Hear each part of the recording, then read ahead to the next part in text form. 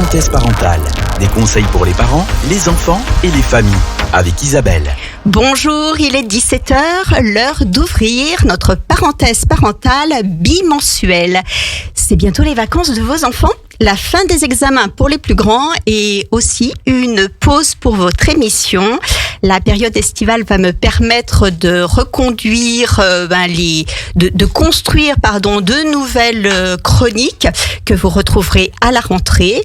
Mais place à l'émission d'aujourd'hui qui va mettre en lumière l'association Ma Chance, Moi Aussi. Et pour ça, je reçois dans le studio de Radio Grand Lac Florence Bozonnet, qui est la directrice de l'établissement d'Aix-les-Bains. Bonjour Florence. Bonjour. Et je reçois également Jennifer Riera, qui est coordinatrice des psychologues du réseau Ma Chance, Moi Aussi. Et elle est aussi psychologue, clinicienne, formatrice et thérapeute familiale. J'ai tout bon, Jennifer? C'est tout ça. Bonjour, en tout cas. Bonjour, Isabelle. Bienvenue dans le studio.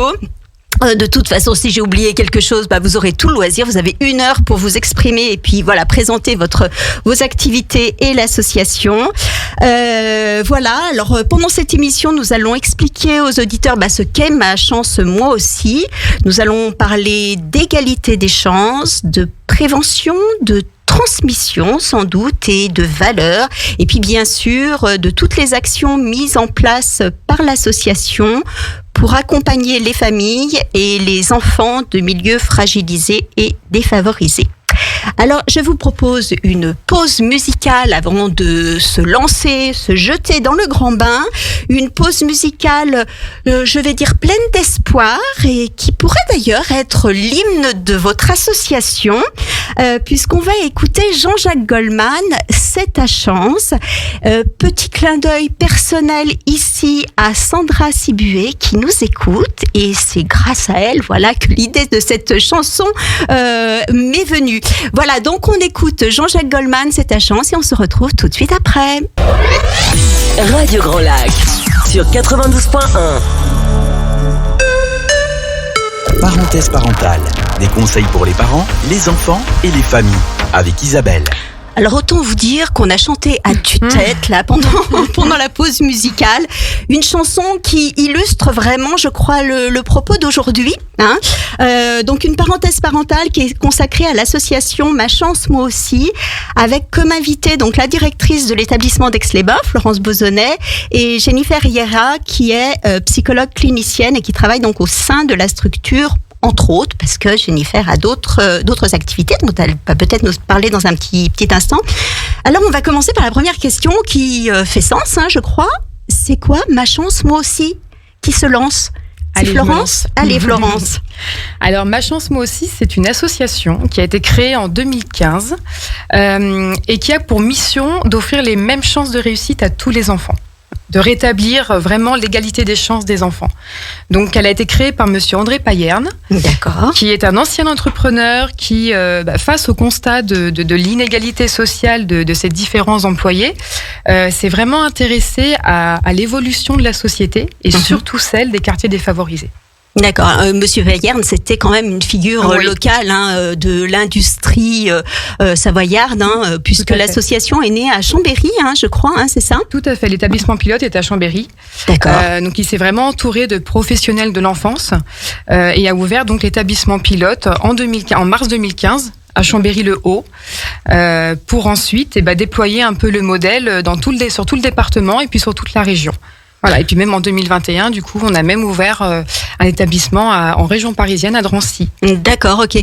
Donc, le constat de départ, c'était en fait la panne de l'ascenseur social, on va dire.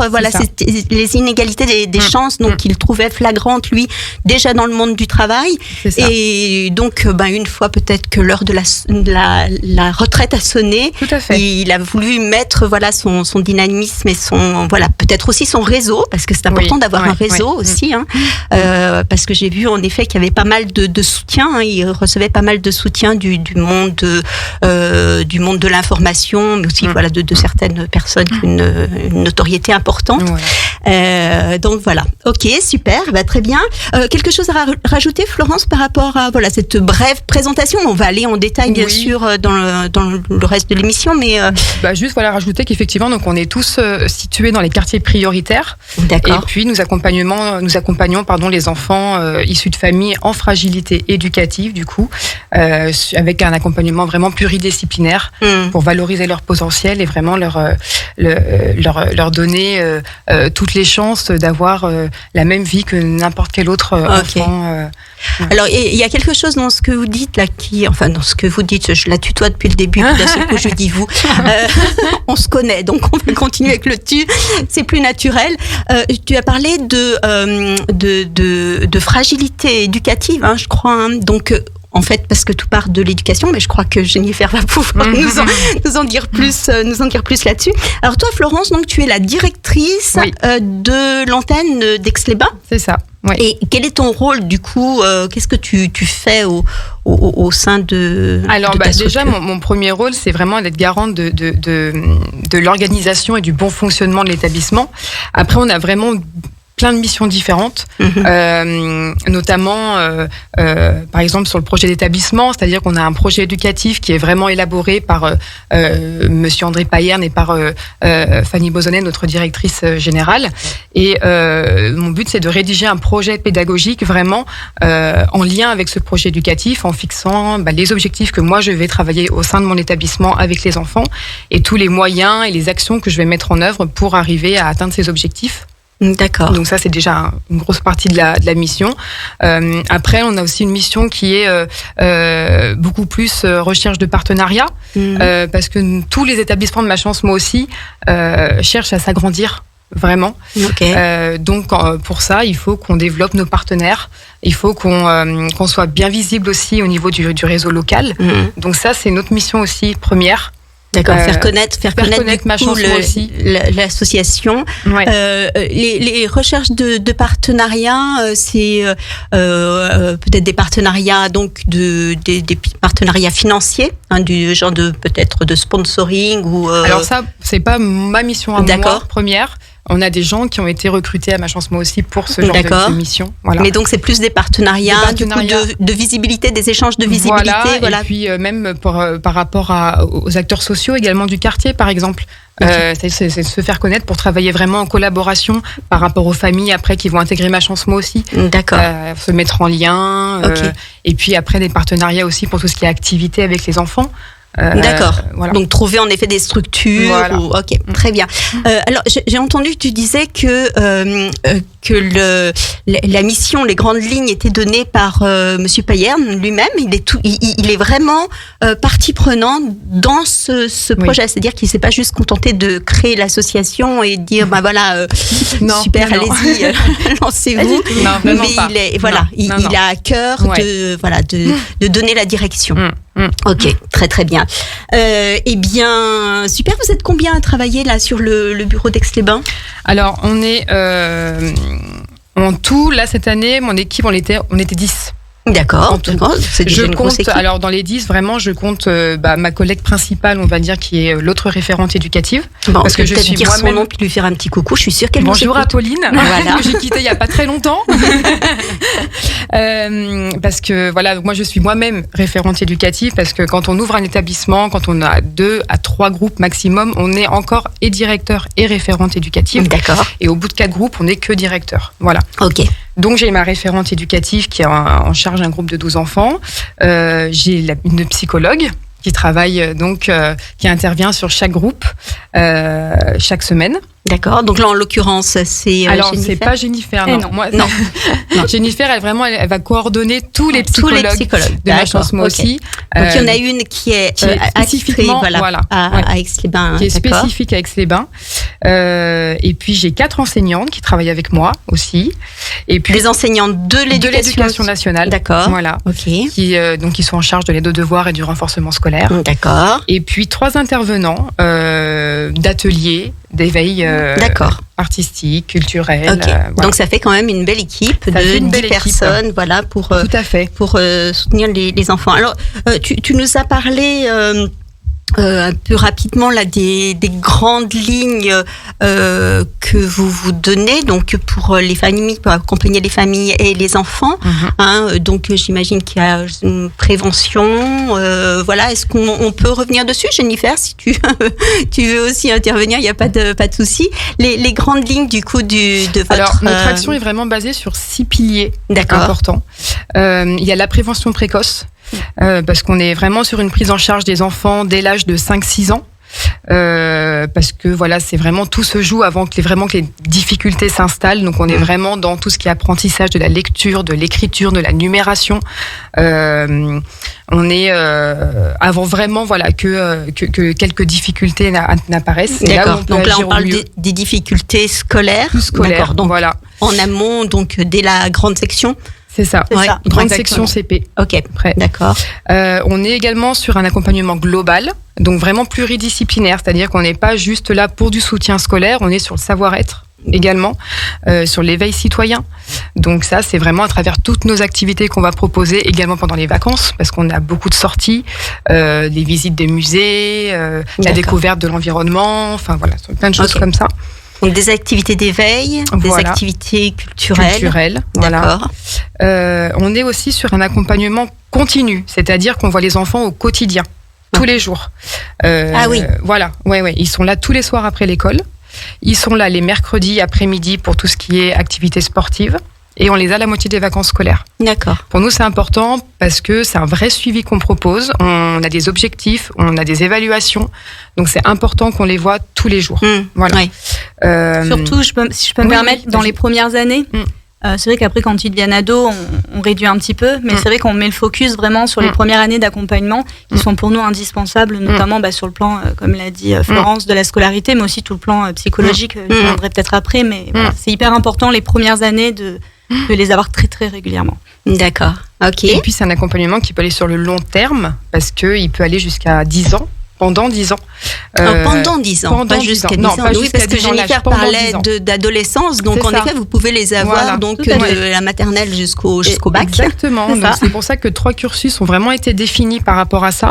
C'est vrai que, comme l'a dit Jennifer, quand on les a au début, la prise en charge est quand même assez intense, parce qu'on leur demande vraiment d'être là tous les soirs. Après, plus ils vont grandir, notamment quand pour le cursus 2, par exemple, qui va être axé sur le collège, on estime que l'enfant est plus capable de se responsabiliser, oui, c'est ça, qui a quand même, qui est beaucoup plus autonome, donc qui a quand même un petit peu moins besoin de notre prise en charge, également la famille.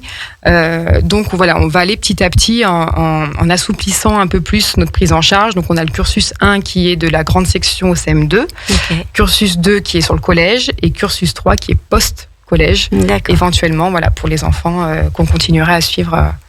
Voilà. Très bien. Voilà, donc on a vu tous les piliers, tout ce que vous vouliez. Voilà. Oui, juste après, effectivement, que c'est un projet qui est aussi important pour nous, qui est avant tout avec les familles aussi. Parce que c'est, comme on dit, moi je dis à chaque fois quand je reçois une famille, c'est qu'on ne peut pas aider vos enfants si vous n'êtes pas avec nous. Donc voilà, ça c'est aussi important qu'on arrive à les impliquer et puis qu'elles s'engagent réellement. C'est un accompagnement global sur, en effet, toutes les compétences scolaires, les compétences psycho-émotionnelles même de l'enfant, mais il y a également l'accompagnement à la parentalité. Voilà, l'accompagnement à la parentalité. Ok. Très bien. Jennifer, à ton tour. Du coup, on t'a un petit peu entendu, mais qu'est-ce que tu fais, toi, dans l'association? Alors, on a compris, Florence nous a dit que tu étais donc la référente pour les psychologues de l'association. Qui es-tu? Quelle est ta formation? Donc, tu es psychologue toi-même, j'ai dit psychologue clinicienne. Oui, oui, il y a psychologue. Okay. Je suis psychologue. En fait, je travaille à plein d'endroits. Je travaille à Ma Chance Moi Aussi. Je reviendrai un peu sur mon historique à Ma Chance Moi Aussi parce que c'est important de savoir comment j'en suis arrivée là. J'ai un long parcours dans le médico-social. Actuellement, je travaille au Chouette Endroit. C'est un cabinet pluridisciplinaire sur la commune de Sillingy, en Haute-Savoie, à côté d'Annecy. Je travaille aussi à la Fondation Vœux, qui a beaucoup d'établissements sociaux, médico-sociaux, là plus comme formatrice. Et donc je travaille à ma chance moi aussi. Moi, pour l'historique, j'ai rencontré Monsieur Payerne en 2015, ce monsieur qui a demandé à me voir. À l'époque, j'étais jeune psychologue, parce que ça fait une dizaine d'années que je suis psychologue, jeune psychologue sur les quartiers des Vaux-de-Chambéry. Je travaillais dans les centres sociaux, les maisons de l'enfance et dans énormément de petites structures de ce quartier-là que j'affectionne tout particulièrement. Et ce monsieur est venu me rencontrer en me disant, voilà, j'ai ce projet-là, je veux aider les enfants en difficulté. Il faut que vous m'aidiez. Donc moi, c'est vrai que, pour être honnête, au début, je me suis dit, c'est qui ce gars? Ça me paraissait trop beau pour être vrai. Je me suis dit, bon, ok. Donc on s'est vu plusieurs fois et je l'ai vraiment aidé à monter cette association. Alors c'est vraiment lui qui a eu l'idée centrale. Moi, je l'ai vraiment épaulé sur notamment la famille. Ça, c'était un axe important sur comment on pouvait accompagner ces jeunes-là. Et du coup, j'ai travaillé pendant 2 ans comme psychologue au sein de ma chance moi aussi à Chambéry-Lô. Et bon, la vie a fait que j'ai eu une opportunité professionnelle. Je suis partie. J'ai été formée en thérapie familiale systémique pendant 4 ans et je suis revenue en 2021 en libéral. Et Fanny me dit, Jennifer, on a un poste pour toi. Donc super, ça tombait tout pile poil. En plus, quand je suis partie en 2017, je leur avais dit, ce n'est qu'un au revoir. Et en fait, elle m'a proposé d'accompagner les ados qui étaient les enfants que j'avais eus à l'époque qui étaient devenus ados. D'accord, donc tu les retrouvais. Donc je les retrouvais avec grand plaisir. Et aussi, elle m'a demandé, avec Monsieur Payerne en parallèle, de faire une sorte de diagnostic un petit peu sur l'association, en me basant plutôt sur Chambéry, sur comment on pourrait davantage accompagner les enfants, en fonction de leur âge, et comment, et surtout, forte en plus de ma formation en thérapie familiale, on va pouvoir impliquer les familles. Okay. Parce qu'on y viendra plus tard, c'est vrai que c'est difficile, mine de rien, d'impliquer des familles. Et du coup, pendant plusieurs mois, j'ai observé, j'ai rencontré divers établissements pour voir comment ils fonctionnaient. Et du coup, il a été décidé que plutôt que d'être sur le terrain, je sois plutôt un petit peu en position méta, c'est-à-dire que j'accompagne tous les psychologues. Il y a une dizaine de psychologues dans diverses structures de ma chance moi aussi. Donc 2 nouvelles psychologues ont été recrutées à Chambéry-Lô, parce que c'est une très grosse structure Chambéry-Lô, il y a beaucoup de groupes. Et du coup, moi, j'ai pris plutôt cette mission de psychologue coordinatrice, où j'ai un petit peu 3 grandes missions. C'est de superviser l'ensemble des psychologues. Donc à travers de l'étayage sur leurs pratiques, si elles sont en difficulté avec des enfants, on discute ensemble. On est aussi, Florence a parlé de collaboration, je vais beaucoup employer ce mot parce que c'est un axe phare dans la collaboration entre nous, la collaboration avec les partenaires, la collaboration avec les familles. Et l'idée, c'est que toutes les psychologues, on n'est que des femmes pour l'instant, on travaille ensemble autour de grands thèmes, donc on se rencontre virtuellement et 2 fois par an en vrai. Mon deuxième axe, c'est de les former, donc je les forme sur des thèmes, sur comment accompagner les familles, quels sont justement tous les mécanismes qui peuvent être en jeu quand on travaille avec des familles. D'accord. J'y viendrai un peu plus tard. Et aussi, du coup, je participe activement au projet de ma chance moi aussi, c'est-à-dire que toujours je viens aider les directeurs ou même les personnes qui sont au siège à comment on peut améliorer l'accompagnement, qu'est-ce qu'on peut ajouter, qu'est-ce qu'on peut enlever. Là, actuellement, on est en train de travailler sur le contrat, par exemple. Le contrat, tu vas peut-être en parler tout à l'heure, Florence, le contrat avec les familles. Pour les impliquer davantage, des fois, il suffit de petits mots, de petites techniques comme ça. Voilà, donc, une personne clé, du coup, j'ai l'impression. Une personne clé, Jennifer. Ok, alors, du coup, est-ce que tu peux nous expliquer pourquoi l'accompagnement des familles, parce que ce que j'ai compris, c'est qu'au début, vous accompagnez les enfants, et donc, on t'a demandé d'intervenir, grâce à une formation que tu as faite, voilà, tu avais plus d'outils pour accompagner les familles. Pourquoi l'accompagnement justement psychologique des parents est important? Alors je dirais pas qu'il est important, je dirais qu'il est indispensable. Indispensable. J'irais même plus loin qu'important. Okay. C'est que le parent, il reste et il restera toujours le principal éducateur de l'enfant, le parent ou les parents, quand on a la chance d'avoir les 2 parents. Et c'est vrai que c'est les parents qui connaissent le mieux l'enfant, c'est eux qui l'ont mis au monde, qui avec tout ce que ça implique au niveau du contexte. Et il faut savoir qu'un enfant, c'est pas un petit être isolé comme ça dans la nature, c'est qu'il appartient à un système, le système familial, qui est composé d'autres membres avec qui il est toujours en interrelation. Et justement, ce système familial, il a un certain fonctionnement, une manière de communiquer. Il a aussi des principes, des règles, plus ou moins implicites ou explicites.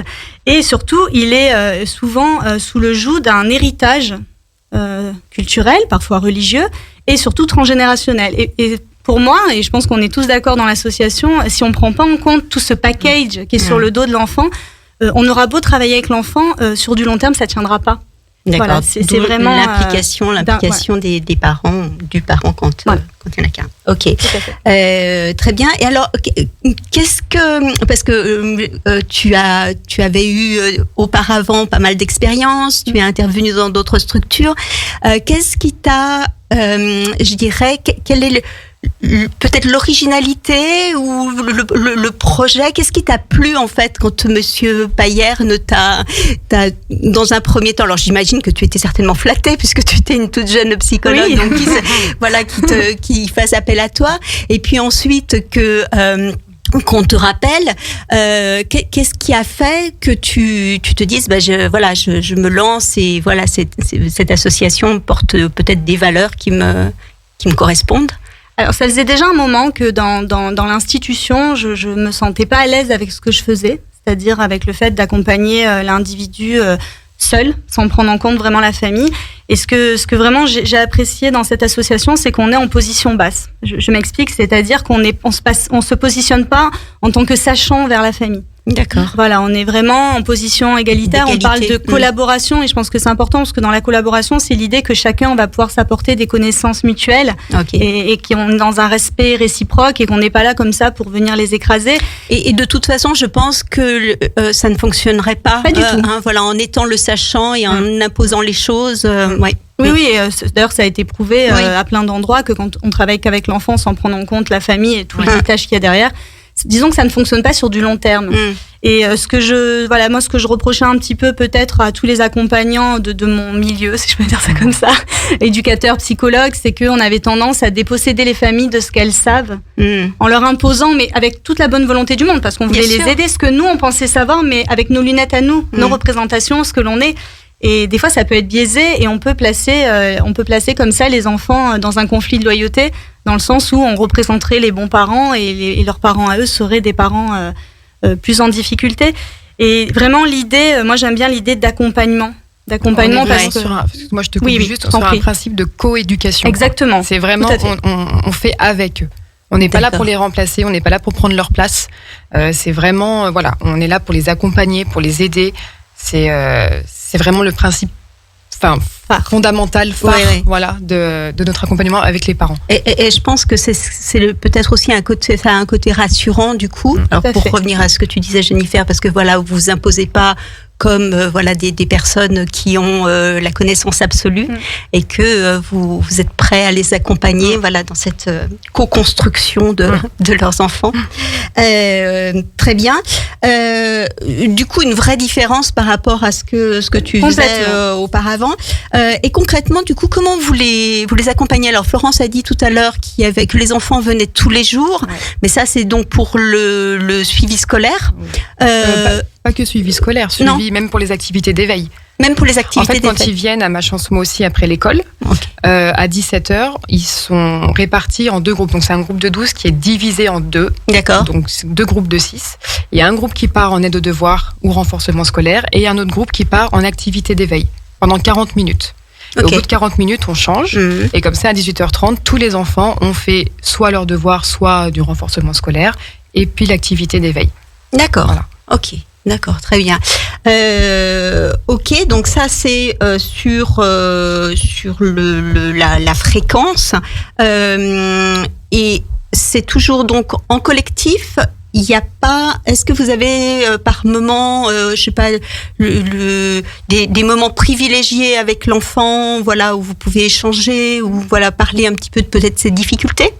Alors c'est vrai que Ma Chance Moi Aussi avait pour vocation dès le départ et encore aujourd'hui d'être vraiment sur un accompagnement groupal parce que c'est important de dire que Ma Chance Moi Aussi n'est pas une structure de soins, n'est pas une structure médico-sociale et on reste vraiment dans du préventif. Par contre, en effet, quand un professionnel de Ma Chance Moi Aussi peut percevoir qu'un enfant n'est pas bien, le ou la psychologue peut très bien le recevoir en individuel sur 1, 2 ou 3 séances. L'idée c'est après d'orienter vers l'extérieur, vers des CMP, des psychologues en libéral. Mais la psychologue est présente en continu dans la... Alors, elle est présente en tout 8... Alors, pour 2 groupes, elle est présente 8 heures par semaine. D'accord. On considère 4 heures sur un groupe. D'accord. Voilà. Ok. Voilà. Donc, c'est... après, peut-être pour l'accompagnement des parents, c'est un peu dans la même idée, c'est-à-dire qu'on n'est pas là pour faire de la thérapie familiale. Encore une fois, on n'est pas... on n'est pas un centre de soins et on n'a pas du tout vocation à faire ça sur du long terme. Par contre, là où je voulais revenir, c'est ce qui fait un petit peu, je trouve, l'originalité de Ma Chance Moi Aussi, c'est qu'on est vraiment dans l'idée qu'on va pas combler les manques de la famille. On va pas combler les manques, mettre un pansement, on va plutôt venir activer les ressources parentales. Parce que chaque famille, même une famille très en difficulté, a des ressources. J'aime bien le mot ressources parce que c'est l'étymologie de ressusciter.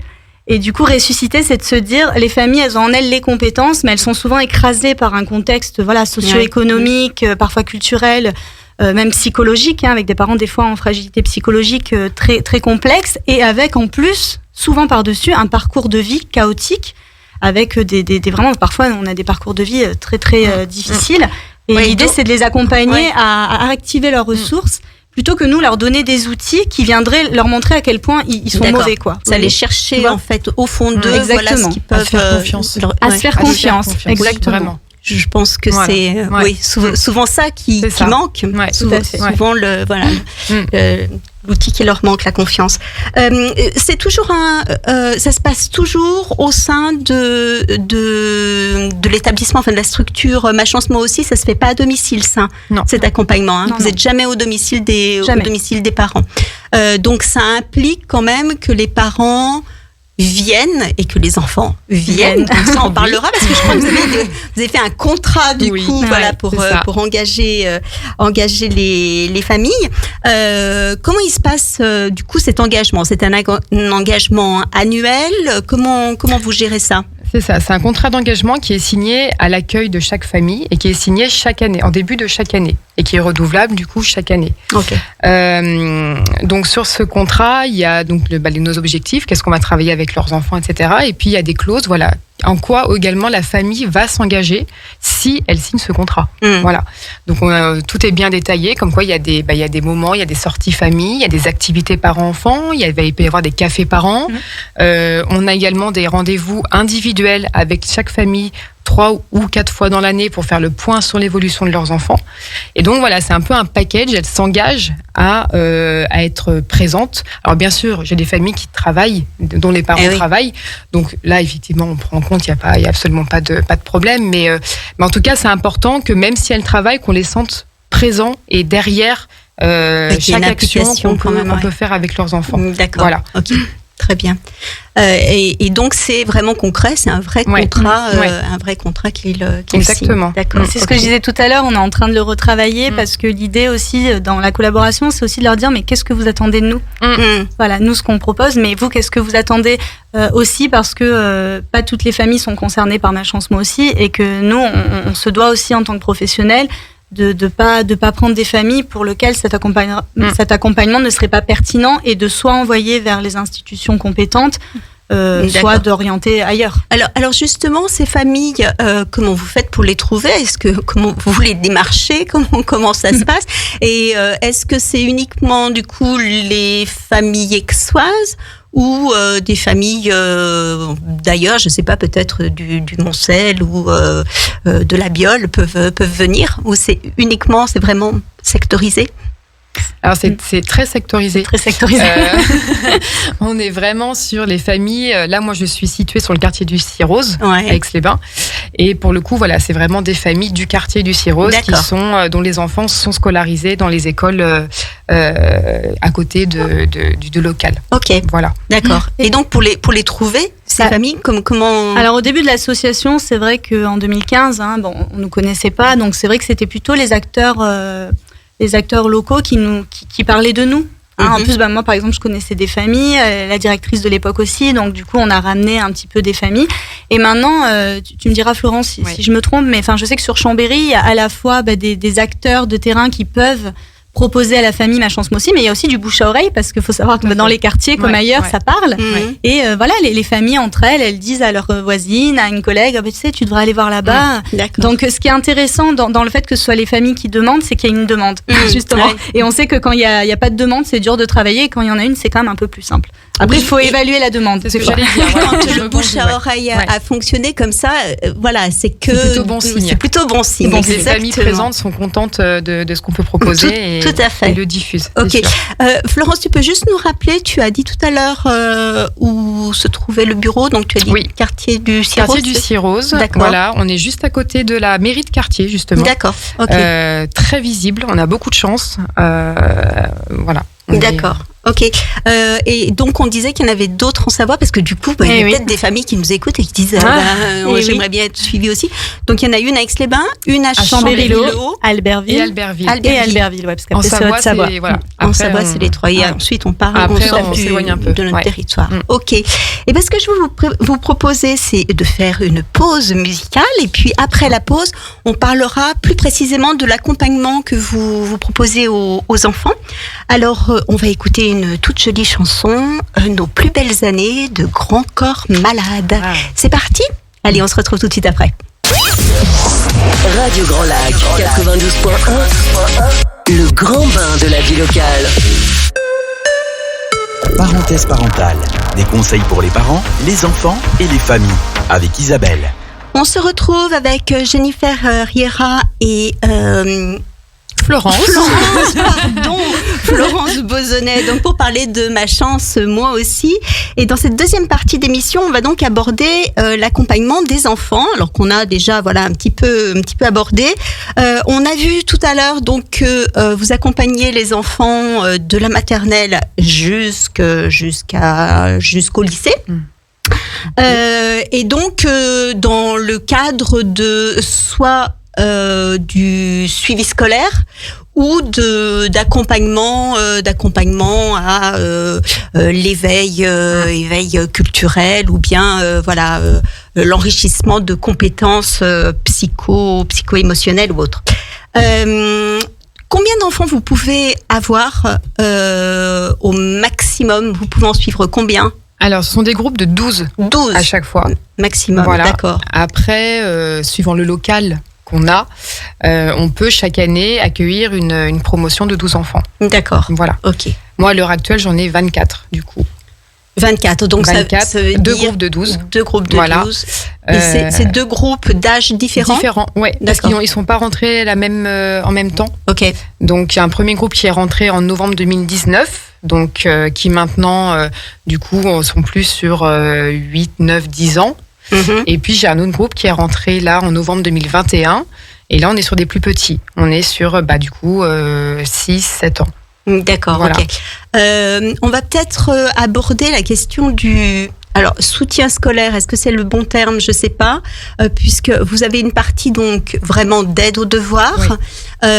Mais pas que, je crois. Hein. Non. Il y a également, je pense, peut-être un soutien sur des choses, pédagogiques qui sont peut-être plus fragiles, c'est-à-dire aider l'enfant à faire les devoirs, mais aussi comprendre. Exactement. Ou apprendre à apprendre. C'est ça, exactement. Mais tout à fait, c'est tout à fait ça. On n'est pas. Alors oui, on fait de l'aide aux devoirs. Après, on n'est pas là pour faire les devoirs à leur place. Mm-hmm. Donc nous, notre objectif principal, c'est qu'ils comprennent ce qu'ils font. Donc on va effectivement essayer de faire les devoirs avec eux. Si on voit qu'il y a des choses qui n'ont pas forcément été comprises pendant la journée et que du coup l'enfant n'arrive pas à faire ses devoirs correctement, on va reprendre avec lui, l'enseignant va reprendre avec lui. Voilà, parce que c'est donc les enseignants qui interviennent à ce moment-là. D'accord. Qui reprennent avec lui, du coup, les différentes leçons. Et s'il faut y passer une demi-heure et que, du coup, les devoirs sont pas forcément finis, c'est quelque chose qu'on explique vraiment aux parents en amont. Okay. Et que les devoirs peuvent ne pas être terminés. Et que dans ces cas-là, il faut voir à la maison, il faut rouvrir les cahiers, et puis voilà. Mais c'est avant tout, on fait quand même avant tout du renforcement scolaire. Notamment, nous, le vendredi, on ne fait que ça. D'accord. On ne fait pas du tout les devoirs. Okay. Et ça nous permet, pour l'enseignante, de faire d'autres projets avec eux. Parce qu'il y a aussi tout ce qui est développement de la culture générale, l'ouverture. Donc, par exemple, là, quand il y a les élections présidentielles, c'est quelque chose qu'ils ont pu faire en renforcement scolaire. En parler, savoir. En parler, voilà, exactement. D'accord. Ok. Donc voilà, mais c'est pas effectivement faire les devoirs pour faire les devoirs, c'est comprendre pourquoi. D'accord. Donc les enseignantes, en effet, ces deux rôles-là, Ouais. ce sont des enseignantes bénévoles ou c'est des enseignantes qui sont rémunérées, donc salariées par l'association. Ouais. Ok, d'accord. Et alors, si vous avez des enseignantes ou des enseignants au sein donc de l'association, est-ce que vous travaillez aussi en collaboration avec les écoles ? Oui. C'est notre partenaire principal, j'ai envie de dire, à l'heure actuelle. Donc moi, je travaille avec 2 écoles principalement. Et effectivement, quand ça se passe très très bien, comme c'est le cas pour nous, c'est l'idéal parce que on peut planifier des réunions entre les enseignants de Ma Chance Moi Aussi et les enseignants des écoles pour parler des enfants, quelles sont les difficultés, qu'est-ce qu'il faudrait qu'on travaille nous pour les aider davantage. Ouais. Donc effectivement, oui, c'est vraiment notre partenaire principal. D'accord. Ok. Très bien. Jennifer, toi, tu n'interviens pas à ce moment-là sur tout ce temps de soutien scolaire. Non. Tu ne travailles pas en collaboration avec les enseignantes. Non, après, je sais que mes collègues psychologues, ou quand j'étais psychologue à l'époque, on pouvait être en lien, parce que dans l'émission des psychologues, ça peut être aussi d'étayer, d'apporter des outils, peut-être aux enseignants, des outils psychopédagogiques pour aider le jeune à apprendre. D'accord. Donc on peut comme ça ponctuellement intervenir. Ok. D'accord. D'accord. Et donc, les mercredis après-midi, et ensuite on verra les vacances, mercredi après-midi, donc ils font peut-être pas les devoirs non plus, pas tout le temps. Pas tout le temps, non. Qu'est-ce qu'ils font d'autre, du coup ? Qu'est-ce qu'il y a comme activité ? Alors nous, on leur propose, parce qu'il y a quand même plus d'un enfant sur 2 dans les quartiers qui ne pratiquent vraiment aucune activité en dehors de l'école. Donc on propose, nous, les mercredis, des inscriptions dans les clubs sportifs de la ville d'Aix-les-Bains, dans les clubs ou associations sportives. Donc vous prenez en charge là l'adhésion donc c'est ça. Pour Alors chaque enfant. on propose une liste. Je me mets en relation avec certains clubs et certaines associations. J'essaye parce que du coup maintenant c'est les parents qui les emmènent, donc j'essaye que ce soit pas trop éloigné parce que certaines familles ne sont pas véhiculées, donc ça rend les choses plus compliquées. Donc je leur propose une liste de sports, ils choisissent et on prend en charge. Alors ça va dépendre du prix, mais soit la cotisation, la licence complètement, soit une partie de la licence. Voilà. D'accord. Okay. Pour nous c'est vraiment important parce que ça contribue vraiment aux objectifs qu'on a. De l'établissement, c'est-à-dire ça va être vraiment sur tout ce qui est dépassement de soi, favoriser la mixité sociale, la persévérance. Voilà, on a vraiment eu des révélations pour certains enfants par rapport à certains sports. À travers le sport. Des enfants des fois en difficulté scolaire se révèlent dans un sport et là ils changent complètement d'état d'esprit, de comportement. Donc quand on parlait de globalité tout à l'heure, là encore c'est cet accompagnement global, c'est pas uniquement sur en effet l'aspect scolaire, pédagogique mais c'est également sur l'ouverture aux activités aussi physiques. Ok. Très bien. Alors donc on a vu les fins d'après-midi, on a vu les mercredis. Nous passons aux vacances parce qu'il faut aussi les occuper. Est-ce que c'est toutes les vacances ? La première semaine des vacances. Première semaine des vacances. Ok. Et les grandes vacances, du coup, les vacances d'été qui arrivent bientôt. Les grandes vacances, on les prend. Alors c'est un peu différent parce qu'on propose 2 séjours dans l'année. En tout cas pour les un peu plus grands, les plus petits, ça va changer. On va être plus sur un seul séjour. Mais jusqu'à maintenant, c'était 2 séjours dans l'année. Alors en plus avec la pandémie. 2, ça s'est réduit quand même à 1. Mais là, par exemple, au mois de juillet, on part pendant 5 jours. Waouh. Voilà. Et puis, tous les mois de juillet, on essaye de leur faire découvrir comme ça sur un temps de séjour. Pour nous, ça nous fait, c'est l'occasion de travailler d'autres objectifs avec eux qu'on ne peut pas faire, bien sûr, sur le temps périscolaire qu'on a le reste de l'année. Donc là, on est peut-être les découvrir aussi dans un autre contexte. Un autre contexte et vraiment, là, on va être vraiment surtout sur le quotidien. Sur donc tout ce qui va être hygiène alimentaire, hygiène corporelle, autonomie, donc donc ça c'est ouvert pour les enfants sur tous les âges. Sur les 2 groupes. Sur les 2 groupes, oui. D'accord. Donc même les petits de 6 ans, d'accord. Oui. Et c'est sans les parents. Juste avec les parents. Juste avec les accompagnateurs. Jennifer fera partie du voyage ou pas? Non, alors à l'époque où j'étais à Chambéry, j'étais partie en grand ski avec eux et c'était hyper intéressant de les voir, mais je sais pas si les psychologues aujourd'hui on en a pas reparlé. Je pense que ça peut en fonction du projet, voilà, de ce qu'il y a à travailler avec. Parce que qui part du coup, qui sont les accompagnateurs? Et ben du coup ma collègue Apolline, moi-même. Et puis, alors après, suivant le nombre d'enfants qu'on a, il y a un animateur qui nous accompagne. D'accord, oui, parce que sur 24 enfants, peut-être pas les 24 qui partent. Alors, les 24 ne partent pas. Non. D'accord. Non. Surtout cette année où pendant 2 ans, les familles n'ont pas pu vraiment retourner dans leur pays pour voir leur famille. Donc, cette année, ils partent énormément. Donc, on est plutôt sur 13 enfants cette année. D'accord. Qui vont partir. Ok. Et donc, puis, vacances scolaires, alors... Voilà, on a fait le tour là des activités. Enfin, voilà, il y a le reste des vacances. Du coup, on est plutôt sur des prises en charge à la journée, du coup. Ouais. Et puis là, on est essentiellement sur, comme je vous disais, voilà, découverte de l'environnement local. Donc, ça va être randonnée, baignade dans les différents lacs de la région. Enfin, de la région, pas de la région, mais des alentours. Oui. Peut-être pas non plus aller trop loin. Et puis voilà, des visites culturelles, des spectacles, des choses comme ça. Okay. Tout dépend aussi du projet. Il y a toujours un projet en amont. Ouais, d'accord. C'est-à-dire que c'est le projet qui va déterminer les activités que vous allez faire, les spectacles que vous allez faire. L'idéal, c'est quand on arrive à coordonner un peu, c'est-à-dire ce qu'on fait nous en périscolaire et ce qu'on va faire pendant les vacances. C'est-à-dire que moi, par exemple, cette année, j'ai eu un projet théâtre avec les enfants.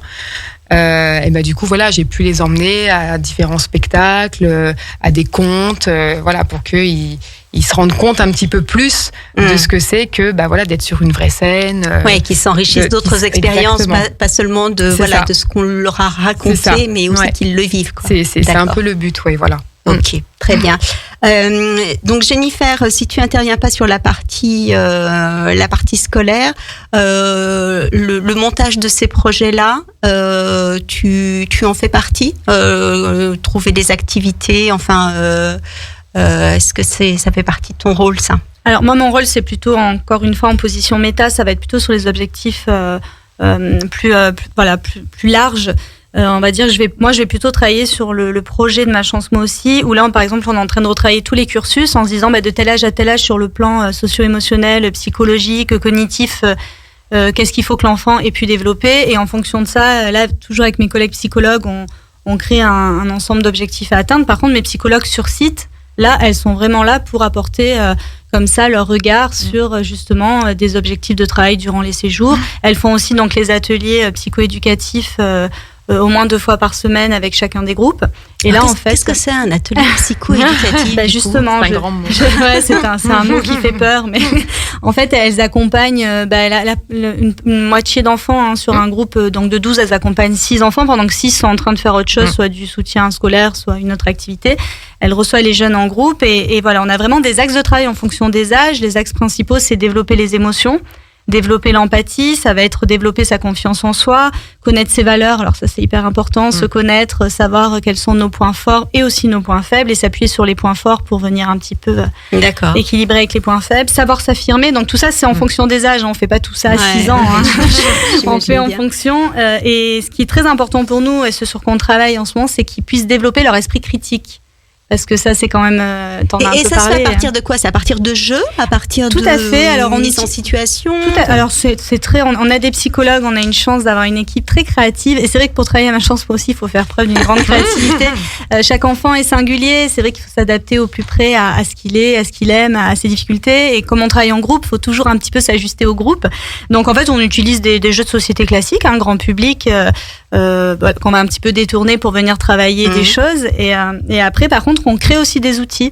Moi, je me rappelle, j'avais créé un jeu sur le dessin animé Vice Versa que tout le monde connaît pour travailler sur les émotions. On avait fait une sorte de ciné-débat. On leur montrait le le film, et après on faisait un jeu où on les mettait soit en situation, soit ils devaient répondre à des questions, etc., etc. On fait beaucoup aussi de mise en scène, des jeux de rôle, des contes magiques, pour qu'ils vivent les choses. Ça me fait rire. À l'époque, je faisais ce qu'on appelle des contes thérapeutiques, et j'ai une petite fille, à chaque fois elle disait je vais en atelier contes magiques. Du coup, j'ai appelé ça contes magiques. J'ai trouvé non parce qu'elle disait c'est magique. C'est magique, et du coup voilà, on fait des choses comme ça. Et l'idée c'est pas qu'il soit en mode groupe thérapeutique, parce qu'encore une fois on n'a pas vocation à faire du soin. L'idée c'est vraiment qu'ils se retrouvent et qu'on travaille comme ça à des axes principaux. Donc par exemple pour l'esprit critique, on peut vraiment, alors là c'est plus pour les plus grands, amener des débats, faire un peu des débats philo, aller sur des sujets qui peuvent être la différence homme-femme, le respect, la religion, voilà, tout bien évidemment dans le respect de chacun, parce que là on travaille plein de choses. Et même pour les plus grands, alors toi t'as pas encore peut-être des plus grands à Aix-les-Bains, mais à Chambéry on a eu des très grands, donc 14-15 ans, où là on ne travaille plus sur le projet pré-professionnel et comment on se présente à un employeur, qu'est-ce qu'on dit lors d'un entretien, où là vraiment on est sur des choses un peu plus poussées, et on voit bien que voilà, c'est vraiment très évolutif. De tel âge à tel âge on va travailler ça, et ce qui est chouette c'est que par exemple si un enfant n'a pas réussi bien à développer certaines choses, soit on peut continuer à le travailler pendant les vacances sur des groupes, voire en individuel, soit l'intérêt du suivi exactement aussi, du suivi soit dans ça nous est arrivé plusieurs fois, ou à percevoir, parce n'oublions pas qu'on est dans de la prévention primaire, on est vraiment au tout début. Ça nous permet, nous aussi psychologues, de percevoir chez des enfants des fragilités qui nécessiteraient plus qu'un accompagnement par malchance moi aussi. Et là on peut accompagner les familles à aller plutôt chercher vers l'extérieur. Et alors ensuite, une fois que vous avez accompagné les enfants, tout ça, est-ce que vous avez des mesures, des statistiques pour vous montrer l'efficacité de votre travail, parce que c'est aussi le but quand même. Qu'est-ce que vous avez comme ressort, par rapport à ça? Comment vous arrivez à évaluer le travail que vous avez fait, les progrès des enfants et des familles? Les questionnaires. Oui, à la fois il y a des outils très quantitatifs qu'on est sans cesse en train de retravailler. Moi personnellement j'ai beaucoup de mal avec le questionnaire, avec mettre les enfants dans des cases, mais on est obligé, parce qu'on est obligé de pouvoir évaluer notre action, bien évidemment, même au regard des partenaires, des parents eux-mêmes. Et alors il y a vraiment un questionnaire qui est passé chaque année, où on voit justement l'évolution de l'enfant, mais j'ai envie de dire ce qui est le plus important, c'est aussi tout ce qui est qualitatif, c'est-à-dire tout ce qu'on voit, l'évolution. Ce que j'allais dire. C'est l'évolution au quotidien des jeunes, des enfants, et les retours des familles. Et quand on a le bouche-oreille qui fonctionne, je pense que c'est un très bel indicateur de réussite. Et on réussit pas tout le temps. Bon, c'est pas pour être pessimiste, mais voilà, il y a eu des situations qui se sont arrêtées pour X raisons, où on n'a pas réussi forcément à atteindre nos objectifs. Mais en fait, ce que j'apprécie beaucoup dans cette association, c'est cette remise permanente en question. C'est-à-dire que les outils, ils restent jamais longtemps. On est toujours en train de les réévaluer, de les retravailler, de réajuster pour justement être au plus près des besoins de l'enfant, des familles. Et du coup, on a des outils, mais qui vont faire que évoluer. Mais je pense que le plus beau critère d'évaluation, c'est ces jeunes qu'on a au quotidien, les retours qu'on appelle ça des partenaires extérieurs, des familles. Oui, c'est vrai, je vois complètement ce que tu dis. Et moi, pour le coup, quand j'ai accueilli le deuxième groupe, c'est là aussi où je me suis rendu compte à quel point le premier groupe avait évolué. En fait. Sur tous les niveaux.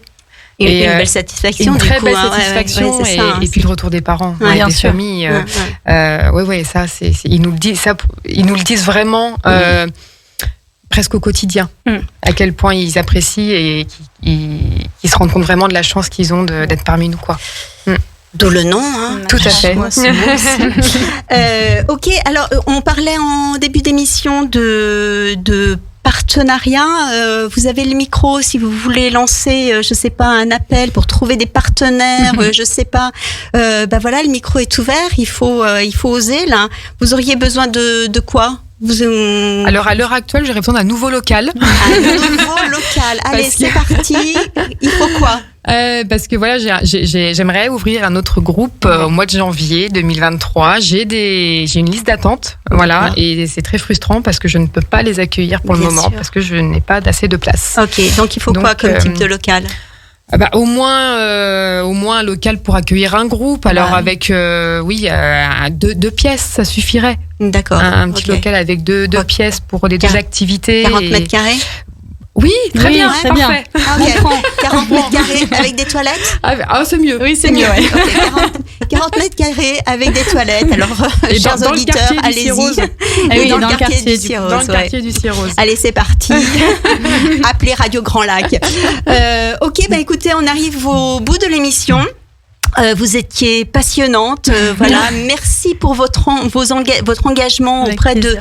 de ces familles et de ces enfants. Voilà, c'était important pour moi de vous accueillir aujourd'hui Merci à vous. Merci dans les beaucoup. studios de Radio Grand Lac, voilà, pour mettre en lumière cette association pour laquelle moi j'ai eu un coup de cœur parce que j'ai fait une petite intervention et voilà, j'ai eu un vrai coup de cœur pour cette association. Donc c'était chouette. Simplement peut-être pour vous contacter, s'il y a des auditeurs qui veulent vous contacter justement pour Alors, on a le site internet. Oui. Le site internet Voilà, Ma Chance Moi aussi, où il y a tous les liens, les contacts. Ok. Et bah, mail, super. tout ça. Il nous reste quelques minutes maintenant pour faire l'agenda des activités grâce au partenariat avec l'application autour des parents. Donc c'est parti. Tous les mardis matins, la compagnie des bateaux d'Aiguebelette propose une croisière en bateau électrique avec un atelier détente et automassage avec Caroline de L'Oriflexo, jusqu'au 9 juillet, profitez des ateliers Éveil et Signe, 890 boulevard Le Pic à Aix-les-Bains avec Séverine de Famille Licence. Vendredi 1er juillet, il y aura une soirée-jeu pour les familles à Aix-les-Bains à la résidence Fontanet, organisée par la Ludotex. Mardi 5 juillet, la boutique Graines de Marmot à Chambéry organise un atelier yoga prénatal de 17h30 à 19h. Mercredi 6 juillet, de 17h à 18h à Sainte-Fange, il y aura un atelier yoga enfant organisé par Sandra Sibué. Je lui refais un petit coucou parce que je sais qu'elle nous écoute. Toujours mercredi 6 juillet, mais cette fois à Tresserve, un atelier intitulé Ohé Matelot, de 14h à 17h, 3 heures d'animation, chasse au trésor et déguisement sur le thème des pirates, organisé par Julie d'Il était une fête. Le 6 juillet, toujours au café associatif La Nébuleuse à Chambéry-le-Vieux, de 17h à 18h30, il y aura un temps d'échange autour de la place du Père qui sera proposé par Myriam de Parentalité Cohérente. Le samedi 9 juillet, 2 ateliers parents-enfants, des ateliers sophro-yoga seront proposés par Flavie Castaldo, l'un de 10h à 11h et l'autre de 15h à 16h, soit à la plage de Mémar, soit au Bois Vidal à Aix-les-Bains. Donc à voir avec Flavie, pour ça vous pouvez la contacter directement sur l'application Autour des parents. Bien sûr que tous ces ateliers et bien d'autres vont continuer pendant tout l'été, donc n'hésitez pas à jeter régulièrement un coup d'œil sur cette application qui, je le rappelle, est gratuite. Voilà, c'est fini pour aujourd'hui. On se retrouve à la rentrée avec de nouvelles parenthèses parentales inspirantes, pédagogiques et divertissantes, je le souhaite, je l'espère. Je vous souhaite un très bel été sur Radio Grand Lac, bien sûr. Radio Grand Lac vous accompagne sur le 92.1 FM.